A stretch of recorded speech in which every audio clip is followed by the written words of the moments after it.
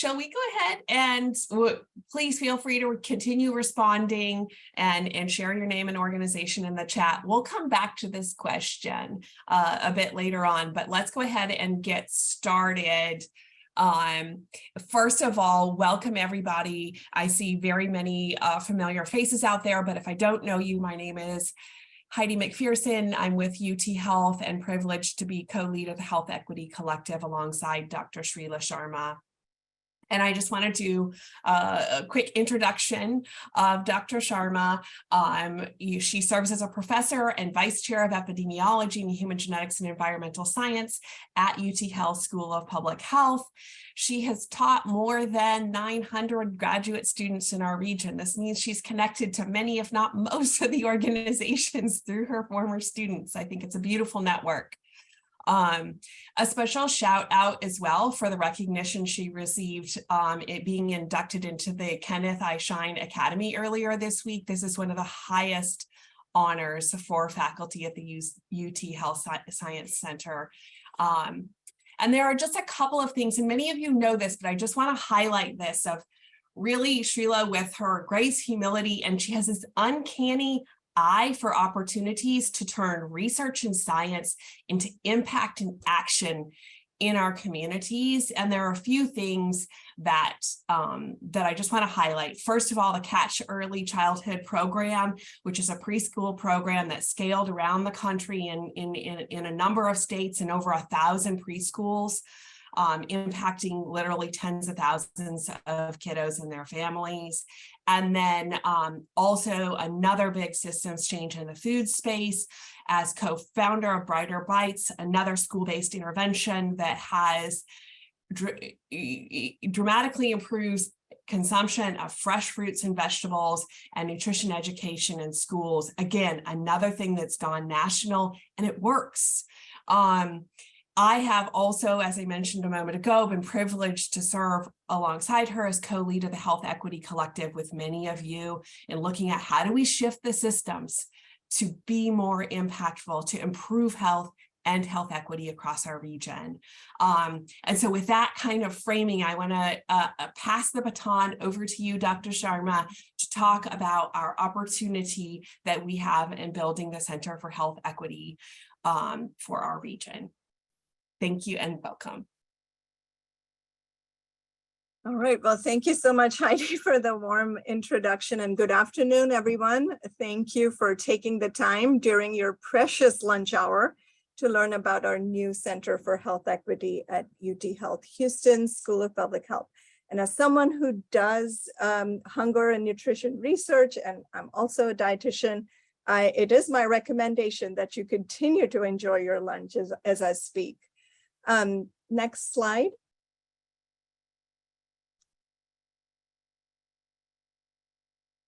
So I first want to level set a little bit on where we are as a center. The center is part of UT Health Houston School of Public Health, which is one of the 6 schools within the UT Health Houston institution. And next slide. And at the School of Public Health, we have 185 faculty across our 6 campuses in Houston, Austin, Dallas, San Antonio, El Paso, Brownsville. So really covering a very large space. The school brings in close to $100 million in research annually. And we have the privilege of teaching and training over 1,600 students coming from 59 countries. I mean, that's really close to my heart that we cover so many countries. We have such a diverse student body, and we are ranked #1 in the country in public health training for medical students. Our faculty are engaged in health equity and health disparities research, training, practice, and service efforts across the state. And in fall 2022, the Center for Health Equity was established to really provide the scaffolding and infrastructure to support, facilitate, and accelerate these health equity efforts that our school and our faculty have been engaged in. Next slide. So many of us have seen this definition for health equity, but we just have to call it out. Health equity means that everyone has a fair and just opportunity to be as healthy as possible. This comes from the Robert Wood Johnson Foundation.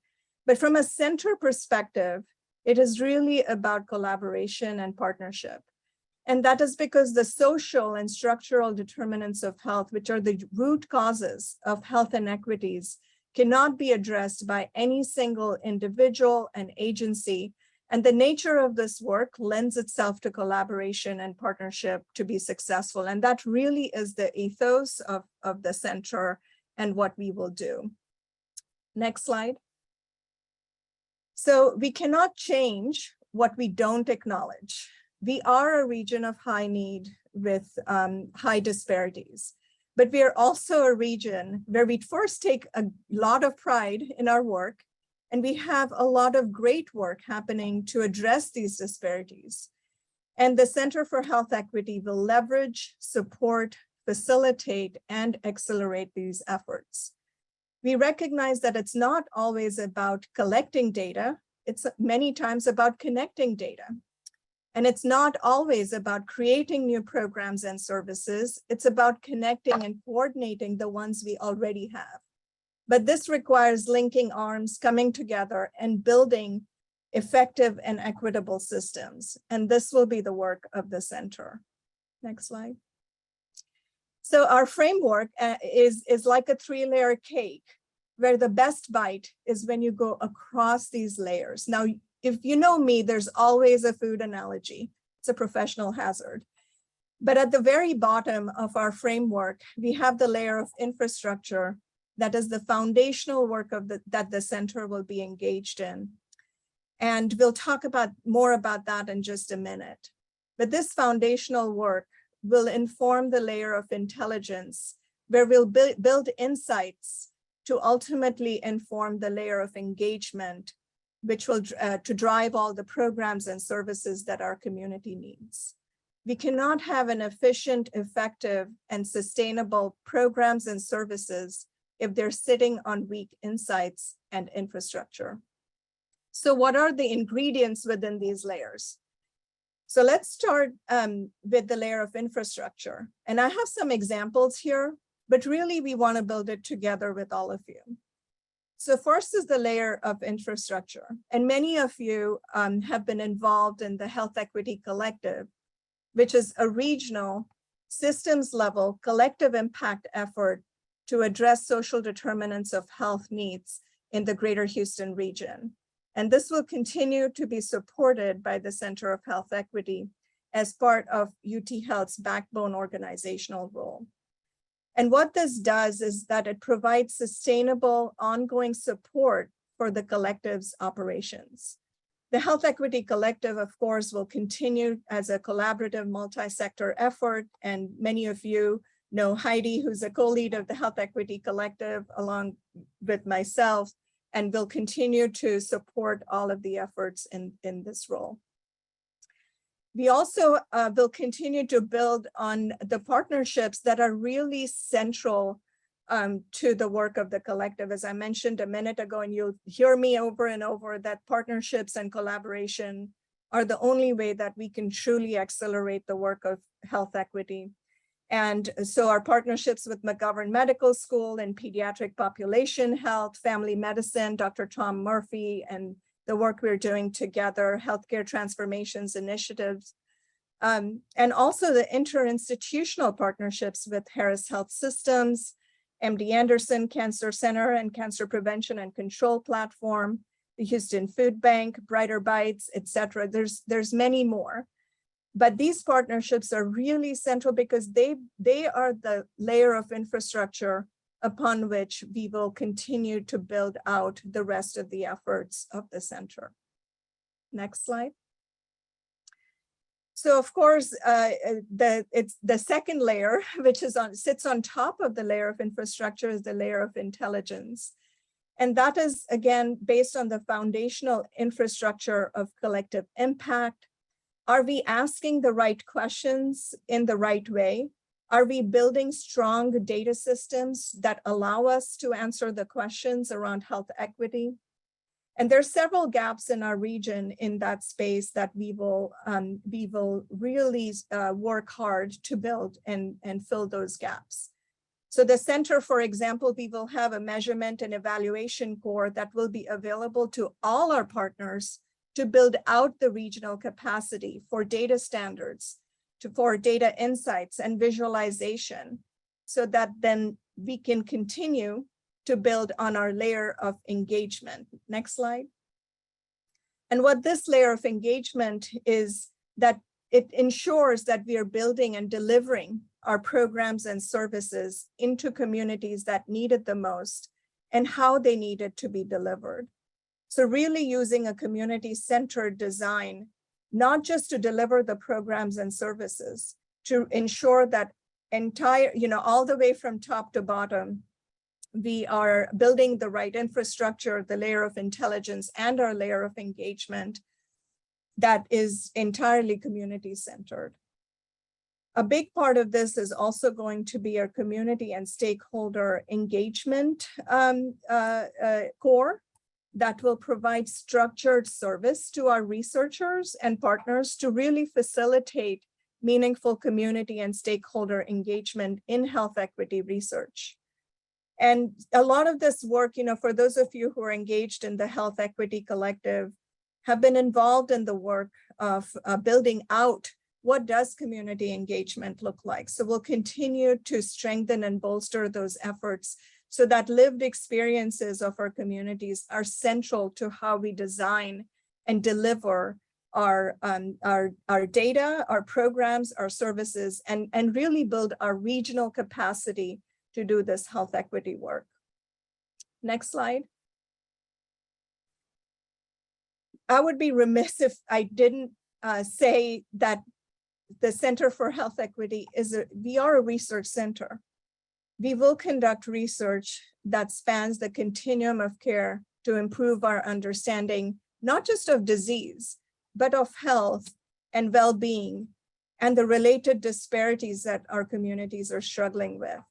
And it starts with really understanding the lived experiences, as I mentioned before, of the communities we serve and what they want to see change.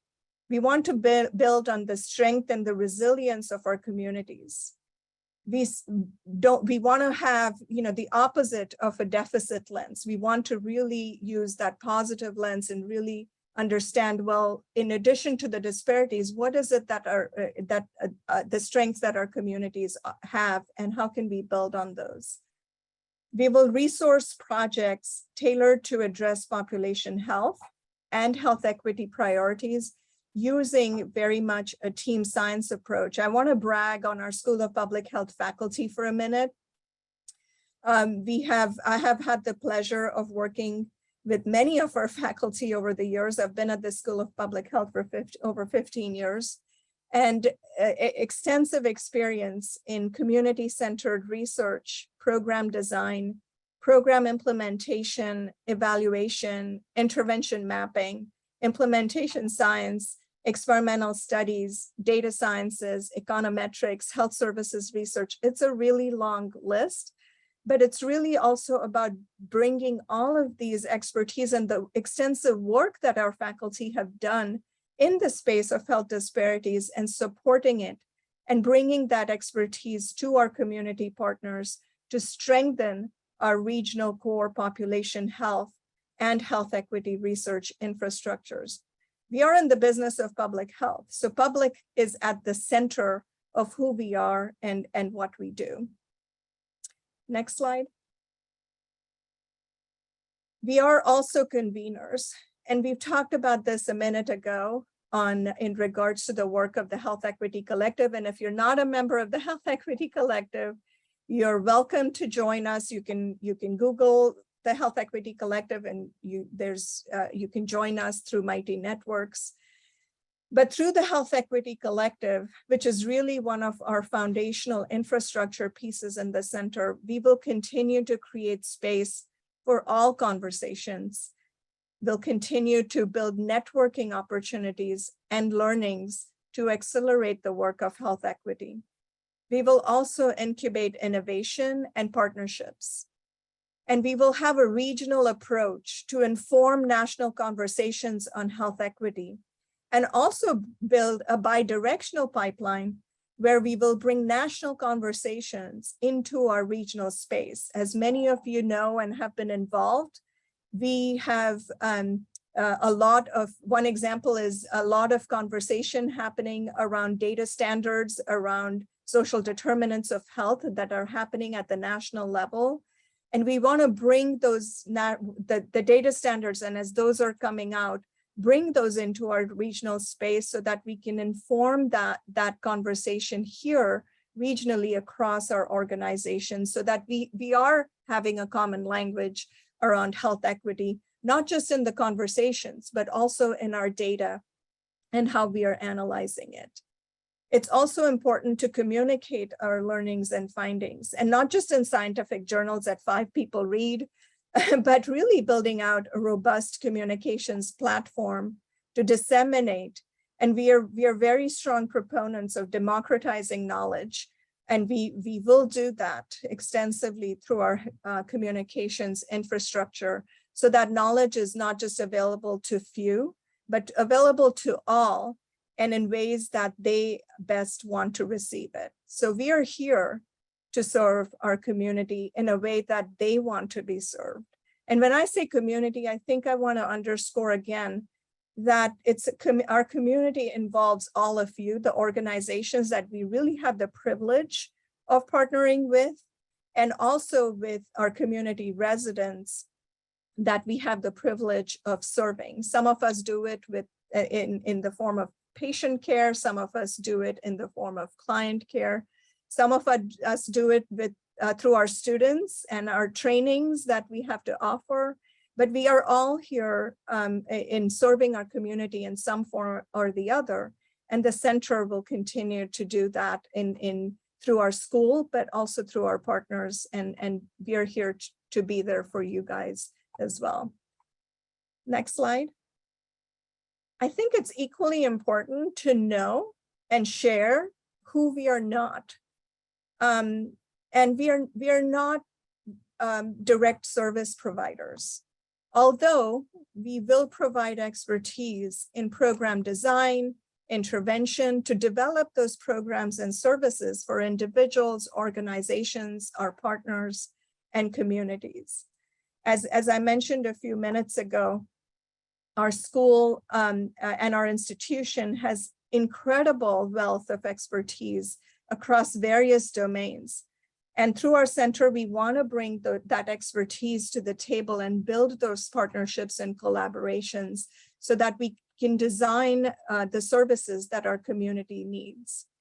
We're not a philanthropic organization, although we are happy to partner and collaborate to secure funding. Again, our faculty and staff do have extensive experience in grant writing and working with various forms of federal, state, local agencies to secure funding. And we are going to use a team science approach, which means that partnerships are central to the work that we will do. And we're not a lobbying enterprise. I mean, that's kind of assumed, right? We work at a state institution. Although we are here to build the evidence to advance policy. We are here to inform, but not to prescribe. Next slide. And last but not least, I think it's important for us to share a little bit about the governance of the center. As we want to build this together, so we don't have all of the answers right now in regards to the governance, but that's intentional because we want to do this with you. But this is where we are right now. And I wanted to take a few minutes to just share where are we in regards to the governance.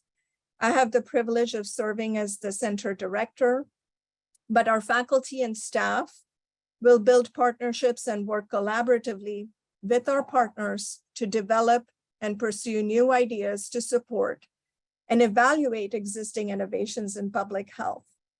This is really going to be a big part of what we do as a center. and part of our governance that informs our governance as well. We will also have an executive council and more to come on that. It's a work in progress that will provide the shared governance for the center. And I want to end by bringing us back to our shared work of health equity. You all have taken the time to participate on this call because all of you are passionate about this work. And it truly is a shared work. So we want to again leverage, facilitate, support, and accelerate the work that all of you are doing and that all of us are doing together.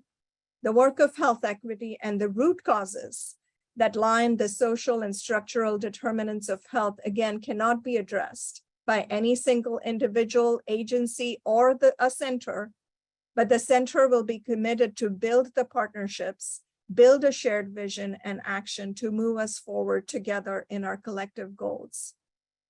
So I want to leave you all, next slide, with some food for thought. I'm sure you're tired of my puns related to food, but they're never going to end. But I do want to leave some food for thought for all of you. We had this first question of what disruption, acceleration, innovation do you want to see in this health equity space? And we want to know, because this is how we will form our strategies and our goals. We want to be here to support our collective work.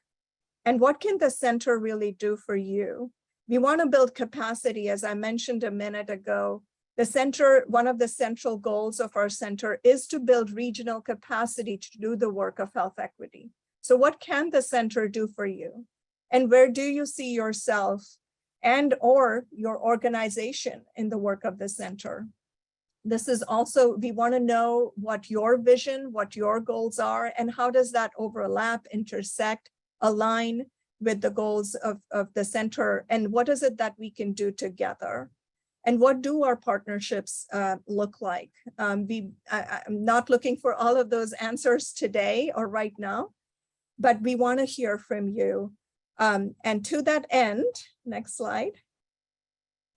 I just want to say thank you to all of you for joining. I wanted to include the email of Naomi Tice, our center project manager, who is happy to visit with you, connect with you, and let's roll up our sleeves and do this work together. And that's all I have, Heidi. I'll pass it back to you, and we can stop sharing. And I'm happy for us to have a group discussion today for the rest of the time that we have together. Thank you. Welcome. At this time, everyone, we really did want to create a space. I know there's a lot of people here, but create a space to hear from you on your thoughts, recommendations, questions, comments, and please feel free to add those in the chat, or if you want to just come off mute and share those directly, we welcome those as well. So I will pause and open the floor. Well, I just want to say, I want to answer Deborah's question in the chat. Is TEFI going to be embedded in the center as a capacity building arm? And I have Rosalia right here front and center in front of me. So TEFI is a Texas Epidemic Public Health Institute, and it's housed in the School of Public Health, and it's a partnership with the Department of State Health Services to really build capacity for pandemic preparedness in our region, for those of you who didn't know. And we are, of course, all involved in the work of TEFI as a school. And the reason I called out Rosalia's name is because she's the director of vulnerable, I love her title, of vulnerable populations here as part of TEFI, and really has played a leadership role in TEFI. And we are actively partnering with Rosalia and her team on our community health worker efforts to really strengthen the community health worker ecosystem in our region. Rosalia, do you want to say a couple of words on TEFI? Thank you so much, Dr. Sharma. That was perfect, perfect description. And yes, we have a lot of similar goals. And how can we not work together? We're on the same path. TEPI, one of the differences is TEPI is statewide, but and focused on the pandemic preparedness. But again, looking towards working community-based place. It's all about social determinants of health. So yeah, we are joined at the hip. Thanks, Rosalia. We appreciate that. And we have a question on how the center will be funded. Do you want to speak to that for a moment? Sure. Great question, Chris. I love how you always just get right to the point. So the center has funding and support through the institution, and we are very grateful for that. And we will continue to build. So as part of the portfolio, we do have funding for core infrastructure in the center, as well as faculty positions. So we will be filling those as well over the next few years. But we also, we are a research center, so we will continue to build on the research portfolio of the center and garner funding. And that's a big part about the partnership as well. It's not funding to, just, okay, here, we want to hoard it. No, this is collective impact approach to even funding. We want to partner with organizations and institutions so that we can bring in the funding and resources in our region.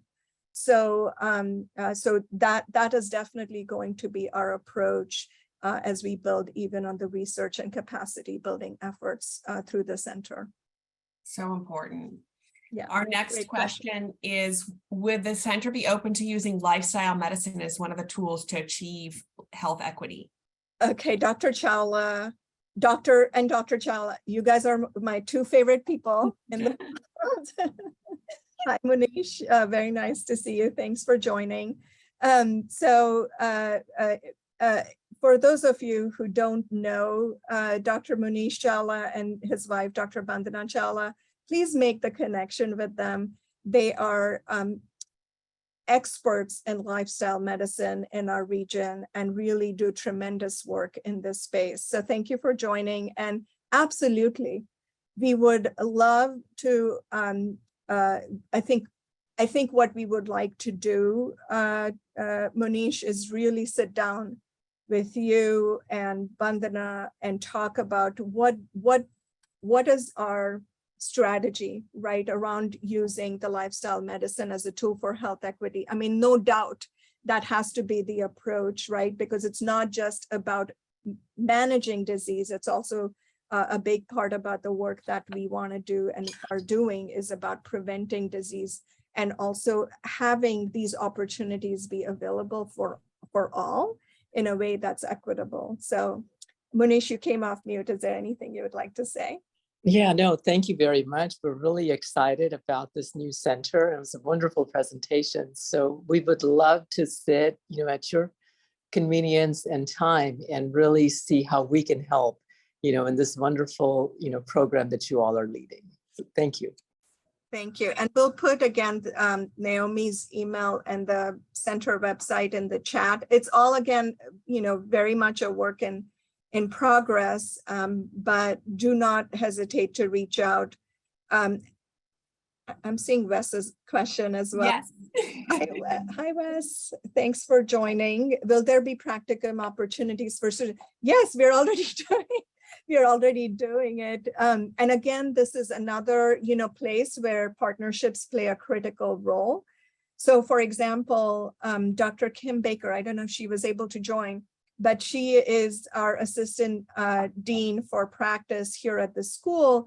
And we actually have a project that she is leading called Get Fit, which is really to build public health informatics capacity in our region, and specifically to provide opportunities for students who are historically underserved from underrepresented communities.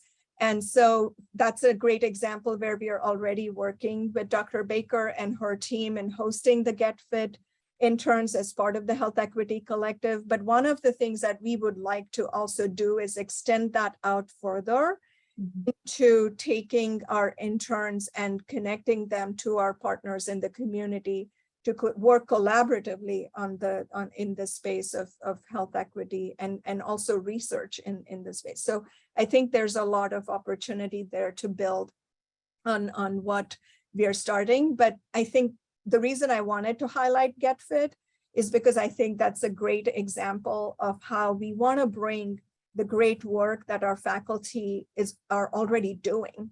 And we want to, we want to be synergistic in supporting our faculty's efforts. We have many centers at our school. We have an Institute for Implementation Science. We have the Center for Health Promotion, Prevention Research. We have the Coordinating Center for Clinical Trials. We want to bring that expertise and have that be also available to our community partners as well. Again, building that regional capacity to do this work. So students are definitely going to be a very strong component of the work that we do. So thanks for that question. There's actually a couple of questions, one here about global health and space for that in the school. And then also another question about we said regional impact for the center a few times. If we could talk maybe a little bit to what do we mean when we say regional? Amar, thank you so much for asking that question about global. And it's very nice to see you. And Amar is actually a faculty in the Institute for Implementation Science that is co-directed by Dr. Maria Fernandez and Bijal Bala at our school. But to answer your question, what I would say, first of all, Texas is very much a global state, right? I mean, and our school is very much a global school. So a lot of the work that we do here does have global impact. So I will say that. And in terms of expanding, right, the work, yes, one of the things that as we build out our faculty portfolio in the center, we most definitely want to bring in the expertise of faculty who are taking the work beyond Texas and state and, even beyond the United States as well. Our work thus far has focused, within Texas, but the reason I want to say, I said the first sentence, which is that Texas in itself is a very global state, given the diverse population we serve, the border population we serve. I think the lessons that we learned regionally are applicable nationally as well. And so I think the work of the center thus far has been quite regional, and we welcome the opportunity, to look at what partnerships look like. We intentionally had the word leverage, facilitate, and accelerate in one of our slides. We don't want to duplicate the work that a lot of our other centers and colleagues are doing around. We want to see how we can come together synergistically to help support and accelerate the work that our partners are doing in our region. So would definitely welcome, those conversations as well. Tanvir. Hi. Hey. Well, my question is, why are there no guys in the picture? I'm joking. No, the actual question is actually kind of stemming from the question that were asked. Because knowing you want to grow this out well and methodically, are there areas that initially you're going to not want to are there certain parameters or things that you're like, at this point, we're not going to be approaching these certain areas or this type of work right now as you're trying to grow it? So let me, first of all, thank you for joining. Tanvir is with the Episcopal Health Foundation, but really he was our partner in crime as we were building the Health Equity Collective together. So that was the third wheel. It's okay. But I think that is a really good question. I can tell you what we are focused on at this point, and that is really the social and structural determinants of health, which are the root causes associated with health inequities and disparities.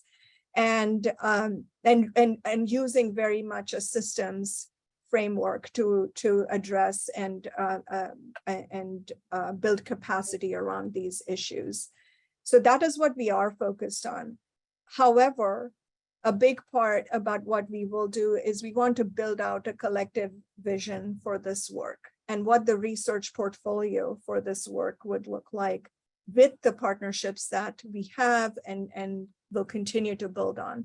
So I'm sure we'll have a better answer for you on, things that fall outside the portfolio squarely. But at this point, I don't think we have a very clear answer outside of what we are not. I don't think we are there yet. We want to build that collective vision together for both research and the capacity building efforts of the center. Sounds good. Congratulations on the center and congratulations on the award. Great job. Thank you.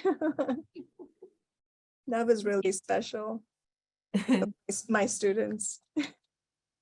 Dr. Williams has, I think, an important question in the chat on the theory to practice, and gives a specific example of piloting the incorporation of SDOH in behavioral and integrated primary care treatment, and then looking at kind of the systems there, Shreela, SDOH, Z codes and pathways to care, reimbursement mechanisms. Like, how will the center reinforce that? Knowing the collective has been working on these systems changes for a while, I think there's a key opportunity for the center in supporting that work. Yeah, and we're already, thank you, Dr. Williams. Dr. Williams is with the Harris Center and also co-chairs our mental health, whole person care work group, and really has been a phenomenal partner in our efforts. I think, we will continue to build on the work we're doing together. And there's two-part answer to this question. One is what can we leverage that we already have? And as you know, some of you may know this, but we are actually working on a pretty substantial effort where we are leveraging the health information exchange to build out closed loop referral capacity between healthcare and social services. And part of the social services, it's social service plus behavioral support. And so Harris Center is part of this effort as well. And that is really critical because this will be probably one of the most robust efforts, because 100% of the healthcare organizations in our region right now are on the health information exchange.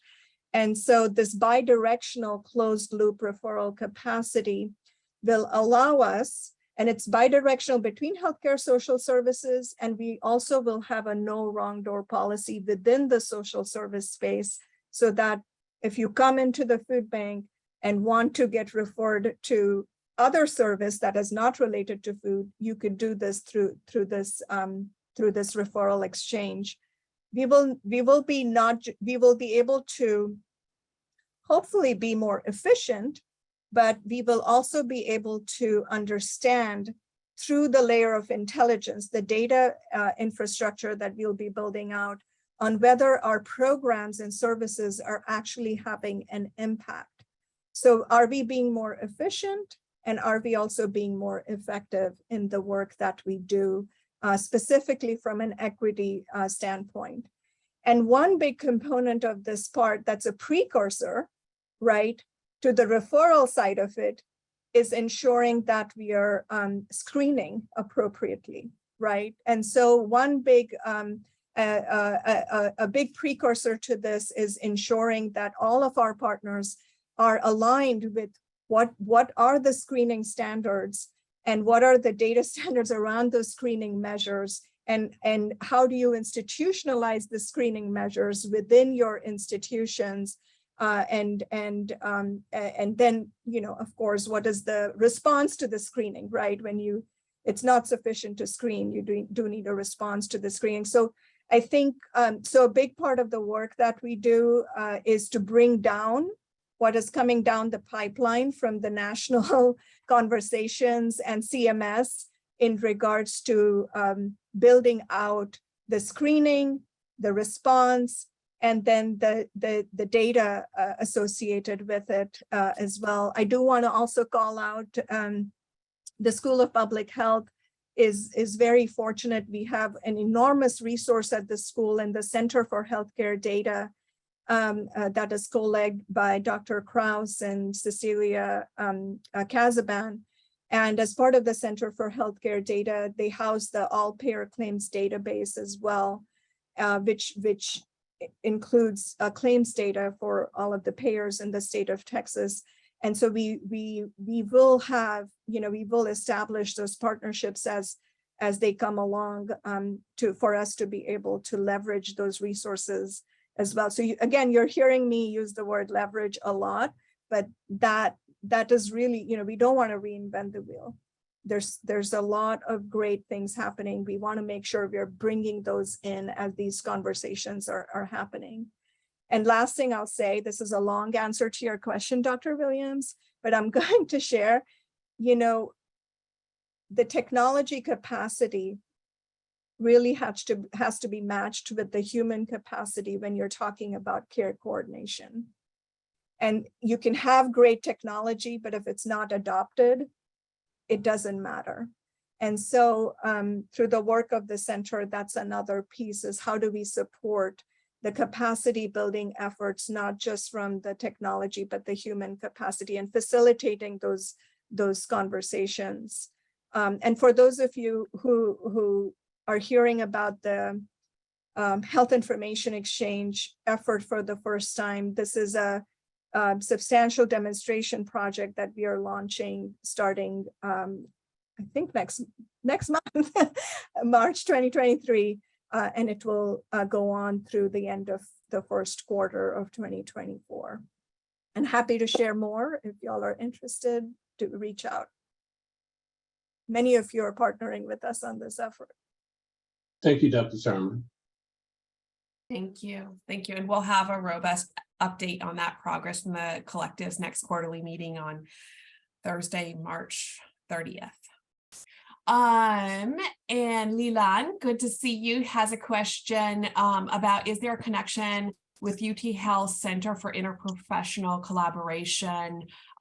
She's involved with eye care program where nursing, medical, dental, public health and dental, and informatics students provide telehealth through San Jose to Houston clients and Rio Grande Valley clients. Good question.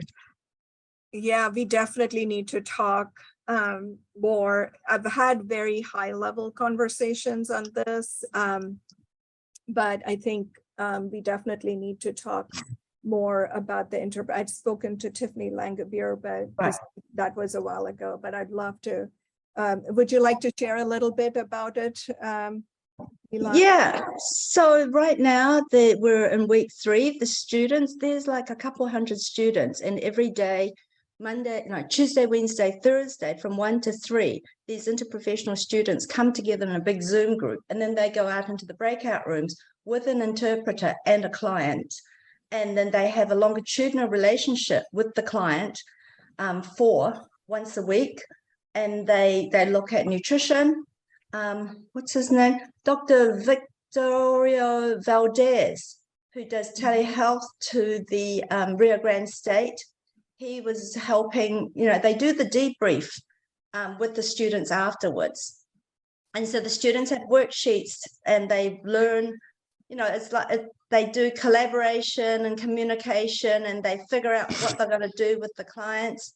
And I'm helping with them if they want to send materials to the clients, we get them translated if necessary. So I'm kind of a research assistant with this program right now, but it's quite complex and we need to have more clients. Right now we have these partners that help us. The client feedback has been incredible. They really, really like the, hour, or, it's between 30 and 45 minutes with the students, but the longitudinal relationship the client gains with the students, but more so, I think, the students get a lot out of it because the exposure to the social determinants of health, not having transportation or insurance, that they actually meet somebody, the reality of their life. You can't just prescribe metformin because they can't get it. And it's an incredible program. And I think that this is the second semester we've been doing it. Of course, we're still tweaking. The students it's an 8-week program. They start out with standardized patients and they practice with actors over Zoom. So it's great. Yeah. Thank you I'll so connect much. you by email, maybe. Yeah, that would be fantastic. Okay. That would be fantastic. I also want to say, going back, I do want to say something about Chris Kizak's question about the center and the funding. Part of the infrastructure funding will be utilized to really build out the core infrastructure around supporting our partners in project management and also data analytics, so that again, we are building that regional capacity to do the work, whether it's hands-on work in program implementation, development, evaluation, what have you, as well as data sciences space. So just want to bring that up too. Hi, Nick, you came off mute. Hey, Shreela, good to hear you. And it sounds terrific. I did want to just add a few comments to your partnership description with the HIE. We've always served the entire community and have all of the FQHCs connected, for example, but that underserved population is very much front and center. And as it pertains to social determinants of health, I might add to your comments saying that part of that strategy is we've acquired some third-party social determinant data that we're going to deliver through the normal exchange of health information that occurs massively across the region, as you described. And we're hoping that that will trigger perhaps a conversation that most don't want to ask and many don't want to answer, but have that issue brought to the surface, since these clinicians don't really have a lot of tools at their disposal to deal with those underlying conditions, but being able to refer those to the agencies that can really will have a tremendous impact on healthcare outcomes. There's a ton of data to support that. Yeah. So in addition to the project that we're doing, in fact, Phil, I see my counterpart in the San Antonio HIE, he had asked a question about how we expand this across the state. And Phil, I hope you don't mind, I'm going to share the agreement we just had last week of connecting our HIEs.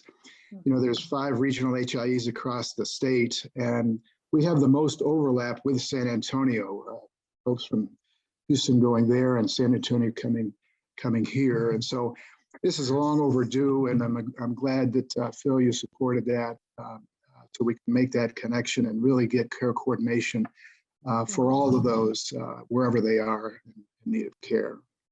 Thank you so much, Nick. Yes, we are and Nick, for those of you who may not know, Nick Bonvino is the CEO of Greater Houston Health Connect. That is our regional HIE in Southeast Texas. So thank you so much for joining. And we're super excited about what we're doing together. Likewise. Finally. Yeah. Yes. Oh, hi, Ankit. Thank you for your question. How do you anticipate the current environment? Our school is keeping a very close eye on those bills. So I think here's the thing. I'm among friends, so I'll just share it. Our school has been doing the work of health equity, health disparity, social determinants of health. I mean, all of us. Every single person on this call has been doing the work. You can call it whatever you want, right? If the legislature wants us to call it, whatever. Non-medical drivers of health. Yeah, we'll call it whatever they want us to, but the work will continue. We're all committed to this work. All of us have been doing it regardless of what's been going on. And we've come so far, and it's not going to stop. If anything, COVID has brought us together stronger than ever before. there's more desire to be together than ever before. And the work will continue. Right? We will take and I have to, I don't know if Dr. Baker is on the call here, but our school is digesting and responding in a very thoughtful way as these, but the work that we're doing will continue no matter what it's called. Yeah. But great question. Good question. Are there other questions or comments from the group? Hi, Shreela. It's not a question, it's a comment. It's Dr. Porsa from Harris Health System. First of all, congratulations. It's about time. We have a Center for Health Equity at School of Public Health. I loved your presentation, especially, I'm still thinking about it, the importance of connecting the dots, not so much creating new information, capturing new information. It's really the information that we have to put it to use. And I say that to preface what I'm about to say is that, nothing disappoints me more or frustrates me more than when people try to create a new, rather than understanding, what already exists, the centers of excellence, and I consider the School of Public Health a center of excellence. Your abilities, expertise, knowledge, capabilities in dealing with the health disparities and health equity issues, and I hope and pray that at some point, the powers that be in Harris County, City of Houston, wake up, wise up, and try not to create new nodes when we already have, the health information exchange is a great example, and I'm thrilled to hear that we're actually expanding it to San Antonio.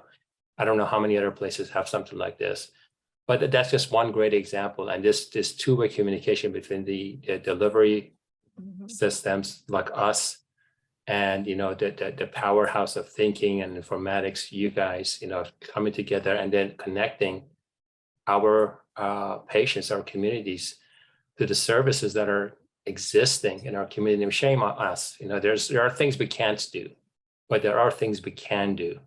I love for us to do the things that we can do, and then aspire to do the things that we currently cannot do. Again, congratulations. Can't wait to meet up with you. As you know, our Chief Health Officer is going to onboard on Monday. Yes. So one of his first meetings is going to be with you and whoever else you want to invite, because it's about time that we get serious about this work. So thank you. Thank you, Dr. Porsa, for your kind words. Yeah, I think we've all, sorry, Heidi, go ahead. No, finish your comment, and then we have one last question. Okay. No, I was just gonna say that I don't know if any of my partners in crime from Brighter Bites are here, but sorry, did you say something, Jamie? Oh, no. But Brighter Bites is a nonprofit that I helped co-found, and we serve on average about 60,000 families every week across 10 cities. But Brighter Bites does not own a single truck or a single warehouse or a single garden or a single farm. It's only done through partnerships and by leveraging the expertise of everybody, along the chain. And so that's the spirit we're bringing to this work as well. We want to support the great work that everybody is doing and link the chains together, because that's what collective impact is ultimately all about. Beautiful. The last question. Out of time. I know the last question, I think will tie it all together really nicely, from Stacy Rose, looking at the center and the role in education, being positioned in the Graduate School of Public Health. I'm building a little bit on what she said, of training trainees and clinicians to do this work of health equity, and looking at some of those challenges and resources for the populations we're serving. Yeah, we've talked about this a little bit inside the School of Public Health in terms of really building out some of the curriculum opportunities that we may have and training opportunities. We want to democratize knowledge. Any trainings that we build will be freely available to everybody. But also, how do we train that next generation of not just public health professionals, but medical and other health professionals as well, in thinking about not health equity, but also equity itself. So I know a lot of work that we've been doing in the Health Equity Collective around building equity related trainings and thinking about stigma. That's going to be, again, central to the work that we do and how we train our students. So a lot that we are thinking through that here, and really grounding a lot of that in system science, because for the work of health equity to be sustainable, it has to be a system, not just systems, but an intersystems approach. So Yes. we're definitely going to be anchored in that.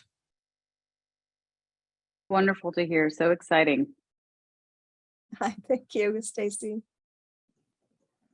Well, and I think with that, thank you all for spending your lunch hour with us. Very much appreciate it. Thank you, Dr. Sharma, for leading the charge on this. We're so excited to work with you all in the next step. So stay tuned, and we look forward to hearing your thoughts, questions, comments, recommendations along the way. Let's do this together. Thank you all. Bye. Have a good weekend.